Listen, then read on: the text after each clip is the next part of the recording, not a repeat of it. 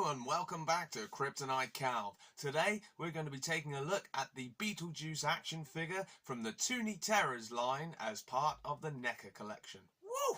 It's showtime. Let's get started!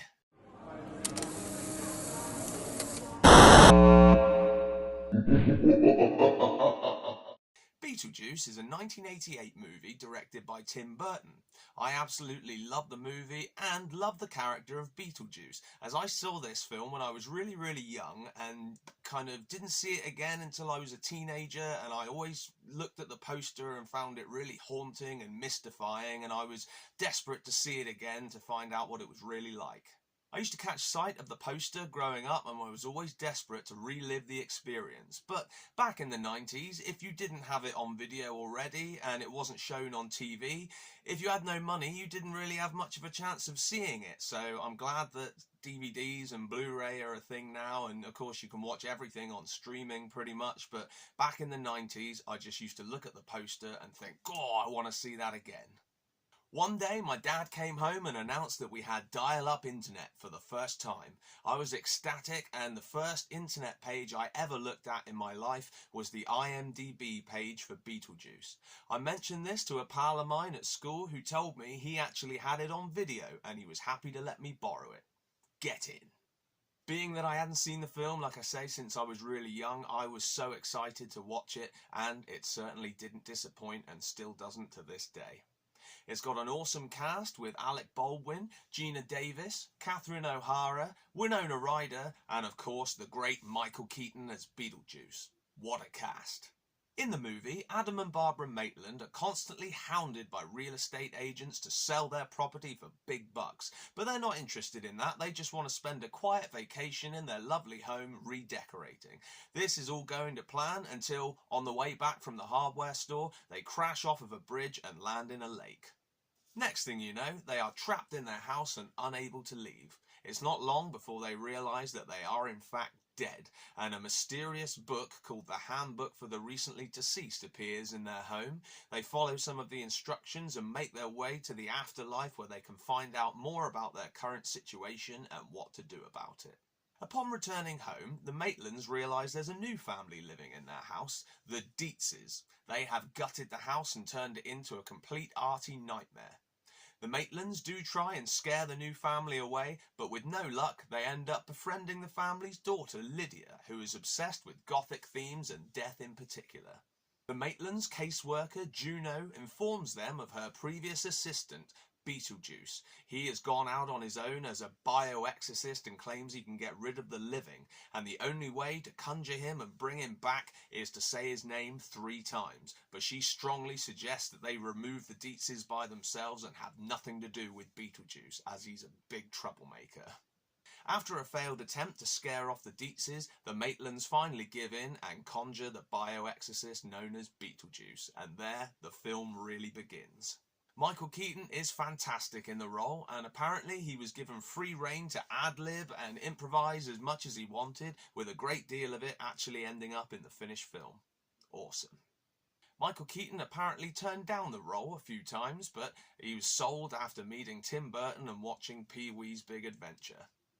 Tim Burton had originally envisioned Sammy Davis Jr. for the role of Beetlejuice, but this was before many of the script rewrites, and back then the script was fairly dark and had a lot more adult themes. The studio didn't like the name Beetlejuice, and they suggested for the movie it be called House Ghost. This is terrible, and Tim Burton fired back with a joke title saying, how about Scared Sheetless? But then he panicked, as the studio actually considered that for the title of the movie. Thank God they didn't. I have read online that Nightmare on Elm Street's own Heather Langenkamp was actually considered for the role of Delia, but she turned it down, not wanting to play a goth. And also, apparently Arnold Schwarzenegger was approached for the role of Beetlejuice, but due to scheduling conflicts, he was filming The Running Man and couldn't do it. But I'm not sure how much I believe that. That sounds like a little bit too far-fetched, actually, but it might be true, it might not be. Who knows? Kirstie Alley was considered for the role of Barbara Maitland, but the producers of Cheers wouldn't let her out of her contract to go and film the movie, so that one didn't happen. And apparently Angelica Houston was considered for the role of Delia, but she got very ill just around the time of filming and couldn't participate. It is hard to imagine anybody else playing the role of Delia when Catherine O'Hara really made it her own and just made that character fantastic and hilarious to watch. It's brilliant. The scene where Beetlejuice tries to tempt the fly down into the model with a Zagnut bar is apparently an homage to the original 1958 movie The Fly, with the fly screaming, "Help me! Help me!" just as it's dragged underground and you can hear Beetlejuice let out a massive belch. The original Fly, great movie, and the remake of The Fly, also a great movie. Just great movies all round. Nice. Michael Keaton is said to have drawn some inspiration for the role of Beetlejuice from the Bill Moseley character Chop Top in Texas Chainsaw Massacre 2. That's a nice touch right there. Apparently, the scene where Beetlejuice kicks over the tree was actually a blooper. He was supposed to kick the tree, but nobody expected it to fall over, leading him to honk his crotch and shout to the set designer, "Nice fucking model." The movie was a complete success and spawned an animated series which ran for 4 seasons. I've been lucky enough recently to revisit this animated series and it's hilarious, and I was pleasantly surprised to see how good it still was after all these years. In the animated series, Beetlejuice and Lydia are best friends, and they are always getting into trouble in the afterlife known as the Netherworld.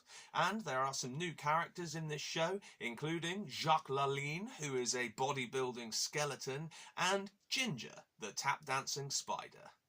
The show's great. I definitely recommend it to any of you Beetlejuice fans out there. It ran from 1989 to 1991 and was one of the first shows to be broadcast on Fox Kids. It's awesome. There were many ideas over the years for a sequel to Beetlejuice, including a script entitled Beetlejuice Goes Hawaiian. When I was younger, I heard about this and thought it sounded absolutely dreadful, but as I've got older, part of me thinks, do you know what? I kind of want to see what that looks like. Finally, in 2024, we did get a sequel entitled Beetlejuice, Beetlejuice. Most of the original cast would return, minus the Maitlands, but we also had Jenna Ortega, Justin Theroux, Monica Bellucci and Willem Dafoe joining the cast. It was certainly a wild ride.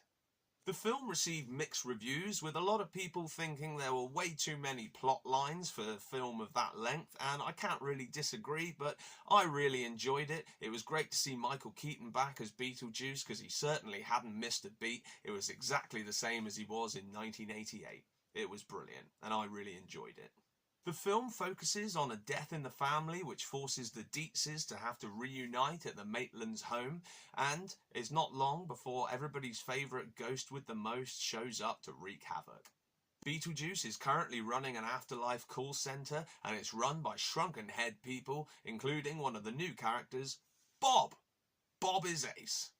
Beetlejuice is still very obsessed with coming to the land of the living so that he can marry Lydia, but his ex-wife Dolores awakens from the dead and goes on a mission, sucking everybody's souls out in her path until she can find Beetlejuice.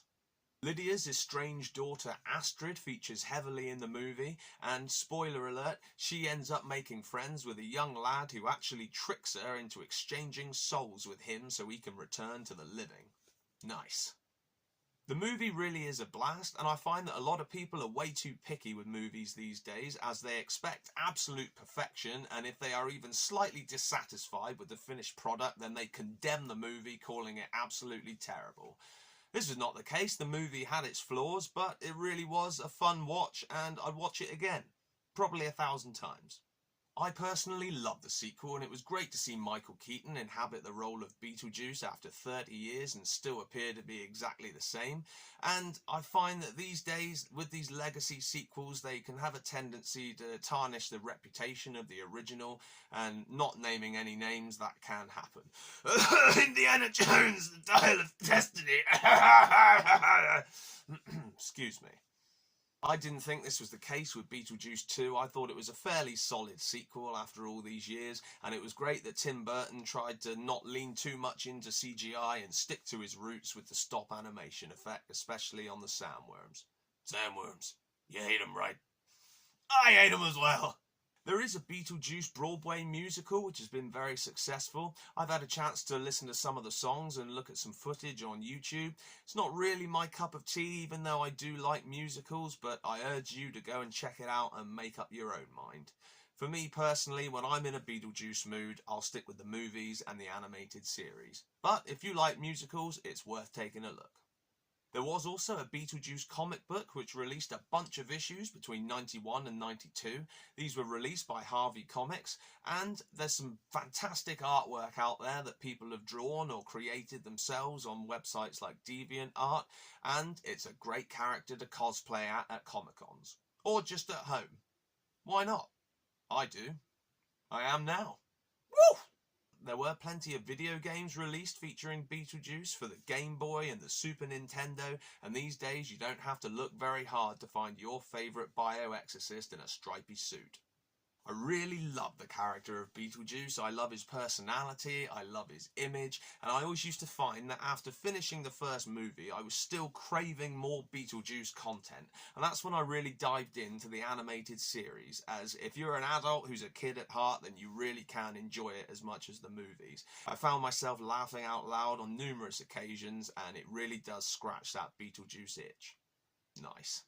There was a toy line created after the movie was a success, and I've seen some of these figures at friends' houses growing up, but I never actually owned any myself.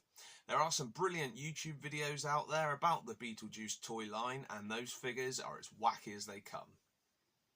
In 2019, Neca started a new toy line named Toony Terrors. These would feature cartoon versions of some of the best horror icons ever.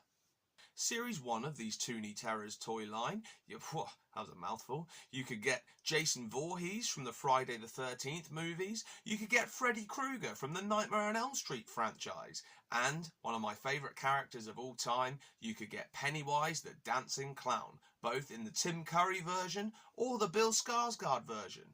Or get both! Wild.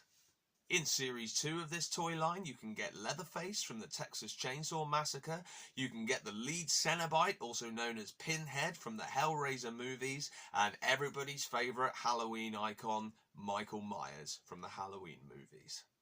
In Series 3 of the toy line, you can get a figure based on The Nun, which I'm not too familiar with, as I actually haven't had a chance to check out the movie yet. You can get Nosferatu, based on the original silent movie from 1922. I rewatched that again recently after the new film was released, and it's brilliant. It's an awesome watch. And, of course, you can get Ash from the Evil Dead franchise. This figure of Beetlejuice, though, comes from Series 4 of the toy line. You can also get Reagan from The Exorcist from that line, and these figures definitely have a Scooby-Doo vibe to them, there's no denying that, and apparently Toony Terrors were almost in a bit of legal trouble as they were accused of ripping off some of Travis Falligant's Lost Mysteries artwork, but this had little impact and the toy line still continued to produce toys anyway. But that's enough backstory and trivia, let's have a look at this figure. This figure is very pleasing to the eye. Not a lot of articulation, but to be honest, that doesn't bother me at all, as this figure is never coming out of the packaging. All of these Toony Terror figures are presented with box art representing a theatre marquee, which is a nice touch right there, and to my liking they've kept the box art on the front minimal, allowing me to see the figure boldly displayed without any information or artwork covering it up. Awesome. It's funny, but even though this figure is designed to look a lot like the Scooby-Doo style version of Beetlejuice, it still bears a striking resemblance to Michael Keaton, even down to the teeth. That's bloody brilliant. Beetlejuice is wearing his trademark black and white striped suit, which is always my favourite attire for this bioexorcist. I read online that this stripy suit is supposed to represent that he is a prisoner to the curse that has befallen him, but this sounds like something added on about 30 years after the movie was released just to give a reason to the suit, when there really is no need, but fair enough. I'm very privileged to own this figure that my beautiful fiance got me for my birthday. You often find these days that any movie version of a Beetlejuice figure is just way overpriced. There is a figure based on the animated series, but really, I think any Beetlejuice figure from any toy line is in high demand right now, and I was lucky to get this one, and I'm extremely satisfied. On the front of the packaging is Beetlejuice's name displayed like a theatre banner, which is a definite nice touch, and on the back is a backing card that you can use for the backdrop diorama style if you choose to remove your figure from the box and display it on your shelf.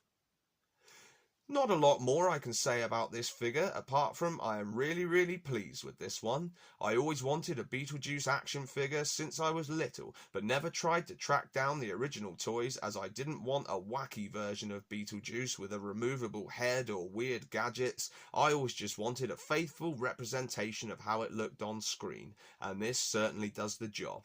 It's awesome. I also spent about a month going around to all the supermarkets in my area collecting the Beetlejuice 2 collector's drinks, with cans and bottles now taking up more space in my bedroom, but it had to be done. I'm a sucker for a collector's item. A collector never stops collecting.